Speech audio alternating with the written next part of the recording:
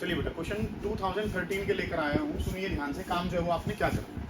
यहाँ पे अगर हम बात करते हैं तो क्वेश्चन क्या कह रखे हैं, काफी अच्छा पोर्शन जो है वो साइंस से पूछा गया है 13 के एग्जाम में। Diamond is a polymorph of graphite, both contain carbon atoms. बिल्कुल ठीक बात है, कार्बन के एलोट्रोप्स होते हैं। कार्बन के एलोट्रोप में अगर डायमंड की बात करते हैं तो वो भी होता है, ग्रेफाइट है वो भी है, लेकिन दोनों बिल्कुल अलग अलग हैं। डायमंड की जो केमिकल प्रॉपर्टीज हैं, फिजिकल प्रॉपर्टीज हैं, वो अलग हैं। और अगर मैं बात करता हूँ बेटा तो ग्रेफाइट के लिए डाटा जो है वो बिल्कुल अलग होता है, ठीक है। But having extremely different properties, which किस वजह से हो रहा है, प्रॉपर्टीज वो अलग हैं क्यों? क्योंकि दोनों की जो बनाने की कंडीशन है वो अलग अलग है। ग्रेफाइट अलग कंडीशन में बनता है, डायमंड अलग में बनता है। डायमंड बताओ, डायमंड किन कंडीशंस के अंदर बनता है? तो बेटा डायमंड के लिए आपने क्या याद रखना है कि डायमंड जो है वो हाई प्रेशर और हाई टेम्परेचर, दोनों जो कंडीशन है वो क्या होनी चाहिए, अलग होनी चाहिए। टेम्परेचर जो है वो भी अलग होना चाहिए और प्रेशर जो है वो भी कैसा होना चाहिए, हाई होना चाहिए। बोथ जो हैं वो हाई होंगे तो जाके डायमंड जो है ना वो आपको मिल रहा होता है।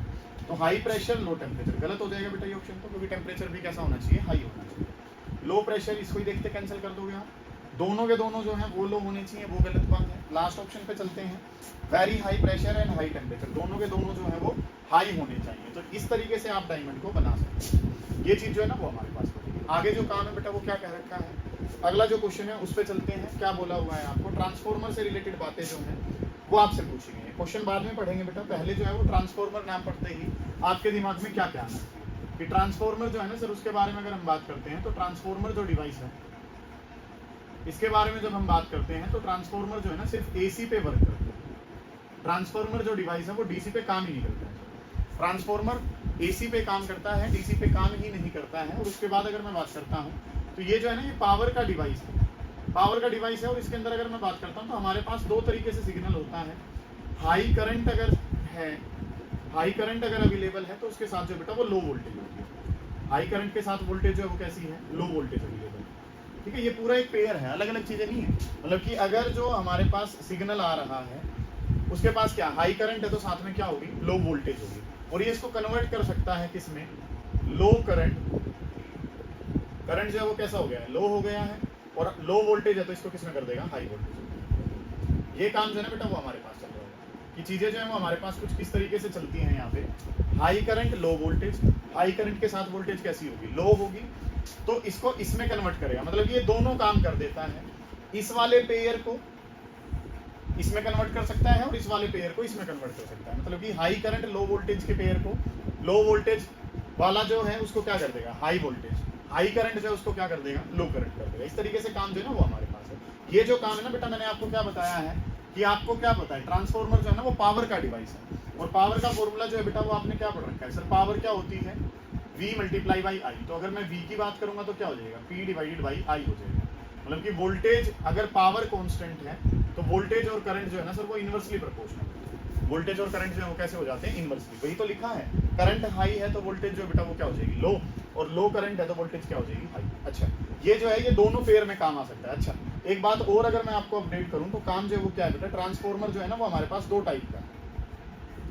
ट्रांसफॉर्मर जो है वो हम दो तरीके से उनको लिखते हैं।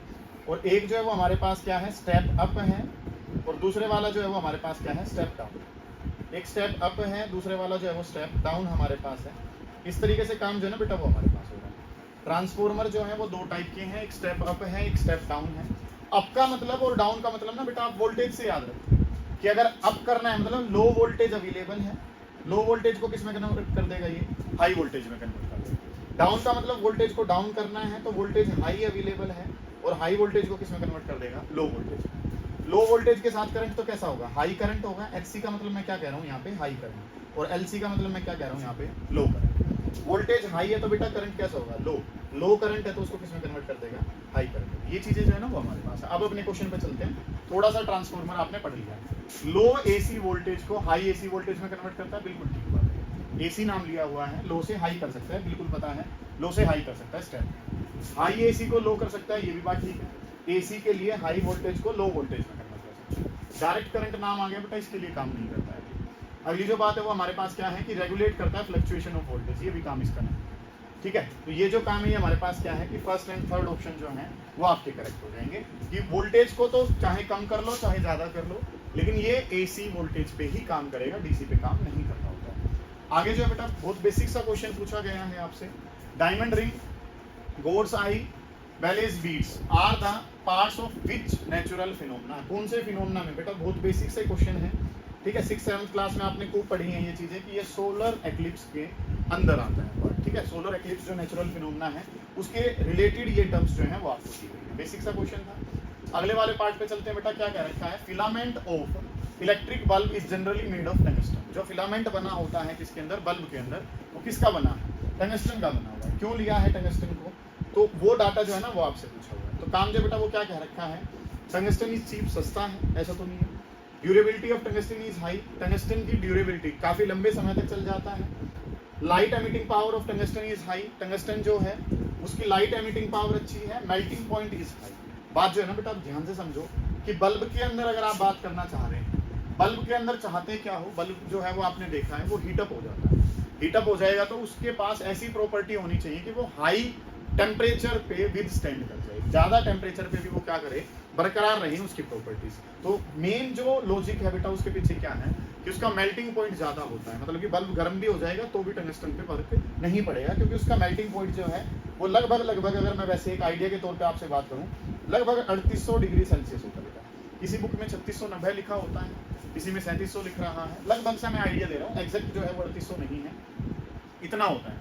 तो इतने टेम्परेचर को भी वो विद स्टैंड कर सकता है। इस वजह से बल्ब जो है उसको किससे बनाया जाता है, टंगस्टन से बनाया जाता है, उसकी फिलामेंट जो है वो इससे बनती है। इलेक्ट्रिसिटी मीटर जो है, जो इलेक्ट्रिसिटी का मीटर है वो क्या हो सकता है, इलेक्ट्रिसिटी मीटर जो है बेटा वो क्या हो सकता है, बिल्कुल बेसिक सा क्वेश्चन है। इलेक्ट्रिसिटी मीटर जो है वो एक माइक्रो कंप्यूटर होता है, क्या होता है, माइक्रो कंप्यूटर होता है, ठीक है। ये बात जो है ना वो आपने कर लेनी है, ठीक है। बहुत सारे क्वेश्चन जो है वो तो बिल्कुल बेसिक से होते हैं।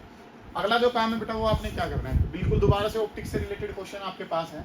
एडवांस सनराइज, डिलेड सनसेट, आपको क्या बताया गया है बेटा, आपने पढ़ी हुई चीजें हैं कि सन जो है एक्चुअल उगने से पहले 2 मिनट पहले आपको दिख जाता है और अस्त होने के 2 मिनट बाद तक आपको दिखाई देता है। क्यों दिखाई देता है, वो रिफ्रैक्शन ऑफ लाइट है, किस वजह से है, रिफ्रैक्शन ऑफ लाइट है।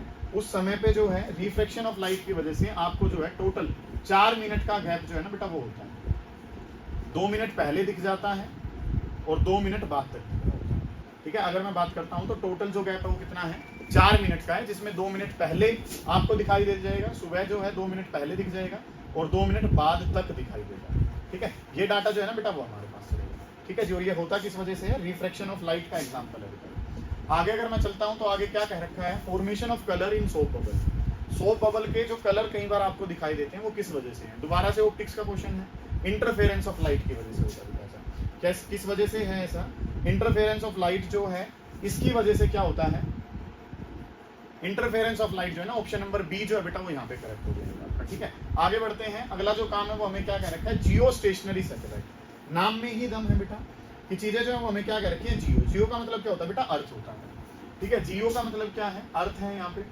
स्टेशनरी जो है, स्टेशनरी का मतलब क्या होता है, रेस्ट होता है। जियो का मतलब अर्थ है, स्टेशनरी का मतलब क्या है, यहाँ पे रेस्ट है, ठीक है। तो चीजें जो है वो हमारे पास कुछ कैसे चल रही होंगी कि अर्थ के रिस्पेक्ट में जो सैटेलाइट किस पे है, रेस्ट पे है, वो कितनी देर में एक रिवॉल्यूशन कंप्लीट करते हैं। तो जियो स्टेशनरी सैटेलाइट की ना कुछ कंडीशन है, 3 मेन कंडीशन होती है बेटा, और उन 3 कंडीशन में ही ये काम आएगा। पहली जो बात है, उनकी जो रोटेशन है, जिस डायरेक्शन में अर्थ रोटेट करती है उसी डायरेक्शन में जियो स्टेशनरी सैटेलाइट रिवॉल्व करते हैं, ठीक है।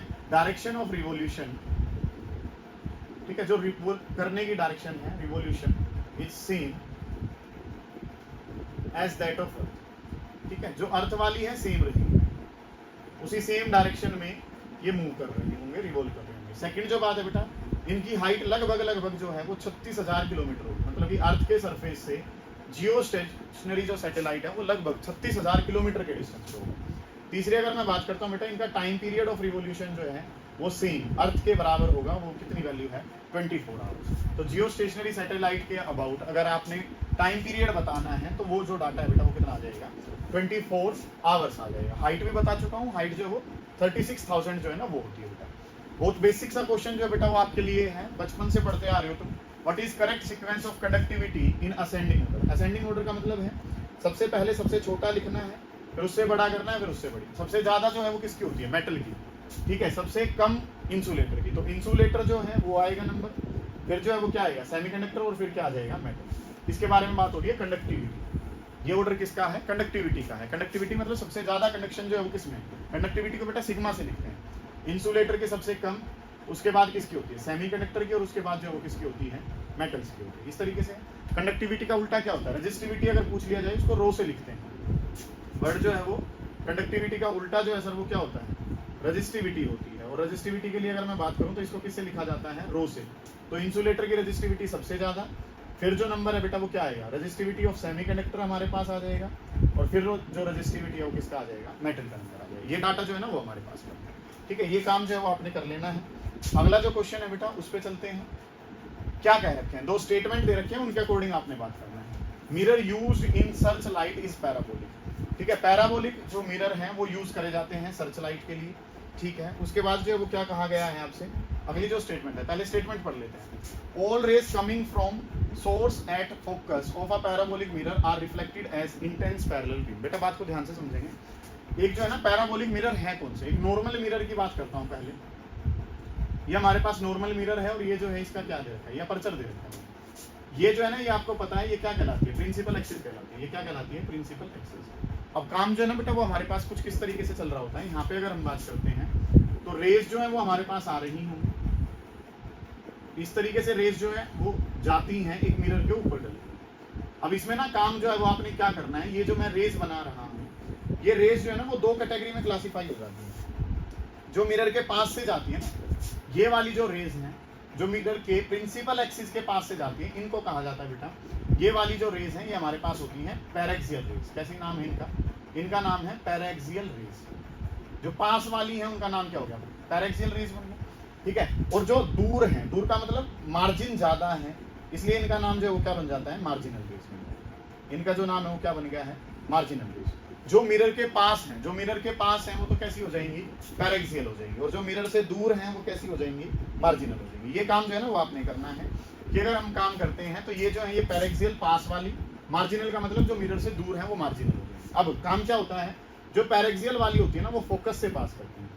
पैरेलल कोई रे आएगी तो वो कहाँ से पास करती है? फोकस से। इस तरीके से फोकस से पास कर रही है। लेकिन अगर हम बात करते हैं किसके बारे में? जो मार्जिनल है ना वो फोकस से पास ना करके थोड़ी सी फोकस के पास के पॉइंट से पास करती है, जिसकी वजह से इंटेंसिटी कम हो जाती है। तो हम ऐसे मिरर का इस्तेमाल ही नहीं करते। हम जो है वो कैसे मिरर ले लेते हैं? हम पैराक्सियल रेज से ही काम करवाएंगे। तो हम जो मिरर लेंगे वो पैराबोलिक ले लेंगे। इस तरीके से इसको ऐसे ना बना के थोड़ा सा क्या कर दिया जाएगा? कर्व बना दिया जाएगा।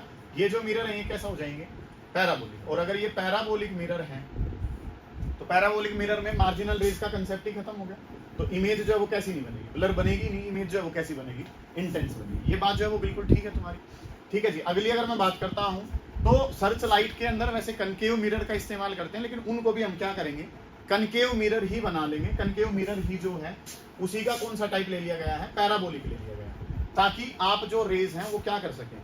एक ही पॉइंट पे जाके मिल सकें। और एक ही पॉइंट पे अगर रेज जाके मिलेंगी तो काम जो बेटा वो हमारे पास क्या हो जाएगा? एक ही पॉइंट पे जाके मिलेंगी तो आपकी इमेज जो है वो कैसी बनेगी? इंटेंस। दो अलग अलग पॉइंट पे मिल रही थी तो इमेज कैसी बनती है? ब्लर इमेज बनती है। तो स्टेटमेंट 1 भी ठीक है और स्टेटमेंट नंबर 2 दोनों के दोनों ऑप्शन जो है वो हमारे करेक्ट हो गए। ये काम जो है ना वो आपने करना। अगला जो क्वेश्चन है बेटा वो क्या कह रखा है? Ozone is produced naturally by action of ultraviolet radiation on oxygen molecule. Oxygen molecule पे जब अल्ट्रावायलेट रेज जाके डलती है अपर एटमॉस्फेयर में तो ओजोन बन जाती है। ठीक है जी, ओजोन जो है has been caused by the release of chlorofluorocarbons into the atmosphere. Ozone depletion जो है, बिल्कुल सही बात है कि भाई हमारे जो क्लोरोफ्लोरोकार्बन है ओजोन को क्या कर रहे हैं? डिप्लीट कर रहे हैं। ओजोन के अंदर जो है वो लगातार क्या होते जा रहे हैं? होल्स होते जा रहे हैं। ओजोन डिप्लीट होती जा रही है। ये स्टेटमेंट ठीक है। उसके बाद अगर मैं बात करता हूँ बेटा अगली जो बात है वो हमारे पास क्या है? अगली जो बात है वो हमें क्या कह रखी है उसके बारे में चर्चा अगर हम करें तो चीजें जो है वो हमें क्या कह रखी है बेटा? दोनों स्टेटमेंट जो है ना वो ठीक है। ओजोन बनती कैसे और ओजोन डिप्लीट कैसे हो रही है? ओजोन के डिप्लीशन का जो कोज है CFCs है, क्लोरोफ्लोरोकार्बन। कहाँ से निकलते हैं? रेफ्रिजरेट, जो आपके रेफ्रिजरेटर हैं वहां से निकल रहे हैं, AC से निकल रहे हैं। अगर मैं बात करता हूं तो जो आपकी शेविंग क्रीम्स हैं उनसे निकल रहे हैं। और ये जो है अल्ट्रावायलेट रेज का जब एक्शन होता है तो दोनों स्टेटमेंट जो है वो हमारी ठीक है। ठीक है, तो 2013 में क्वेश्चंस जो है वो काफी आए हुए हैं तुम्हारे। अगला जो काम है बेटा वो क्या है? एज के अकॉर्डिंग टीवी डिस्प्ले टेक्नोलॉजी का बताना है हमें कि पहले कौन सी टेक्नोलॉजी थी, फिर क्या आया, फिर क्या आया।